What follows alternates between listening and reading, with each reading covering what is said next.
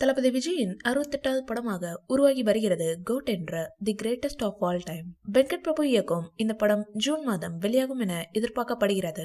இதனைத் தொடர்ந்து தளபதி விஜய் நடிக்க உள்ள தளபதி 69 படத்தை கார்த்திக் சுப்ராஜ் இயக்க உள்ளதாக தகவல்கள் தெரிவிக்கின்றன. கோட் படப்பிடிப்பு முடிந்ததும் தளபதி 69 தொடங்க உள்ளது. இந்நிலையில் தளபதி விஜயின் 70வது படம் குறித்தும் தகவல்கள் வெளியாகி வருகின்றன. அதன்படி தளபதி 70 படத்தை சங்கர் இயக்க உள்ளதாகவும் இது பொலிட்டிக்கல் த்ரில்லர் ஜானரில் உருவாக உள்ளதாகவும் சொல்லப்படுகிறது. தளபதி விஜய் நடிப்பில் நண்பன் படத்தை இயக்கிய சங்கர் அதன் பின்னர் அவருடன் இணையவில்லை. இந்நிலையில் தற்போது தளபதி 70 படத்தில் தளபதி விஜய் மற்றும் சங்கர் கூட்டணி இணைய உள்ளதாக தெரிகிறது. தளபதி 70 முதல்வன் 2ஆம் பாகமாக இருக்கலாம் எனவும் எதிர்பார்க்கப்படுகிறது.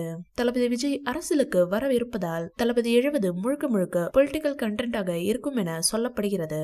தளபதி விஜய்க்காக ரொம்பவே ஸ்பெஷலான கதையை ரெடி செய்துள்ளாராம் சங்கர். இந்த படத்தை டிவிவி என்டர்டைன்மெண்ட் நிறுவனம் தயாரிக்க உள்ளதாக தகவல்கள் தெரிவிக்கின்றன.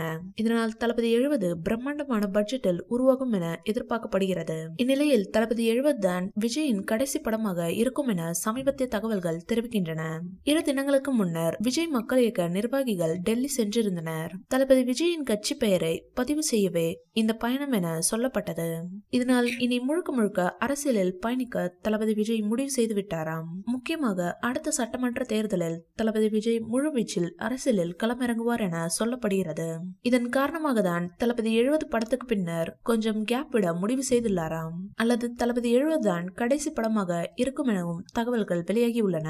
இது விஜய் ரசிகர்களுக்கு ஏமாற்றமாக இருந்தாலும் சினிமாவில் இருந்து அரசியலுக்கு தானே வரப்போகிறார் என மகிழ்ச்சியில் உள்ளனர். அதே நேரம் இது பற்றி அதிகாரப்பூர்வமாக தளபதி விஜய் எந்த அறிவிப்பும் வெளியிடவில்லை என்பது குறிப்பிடத்தக்கது.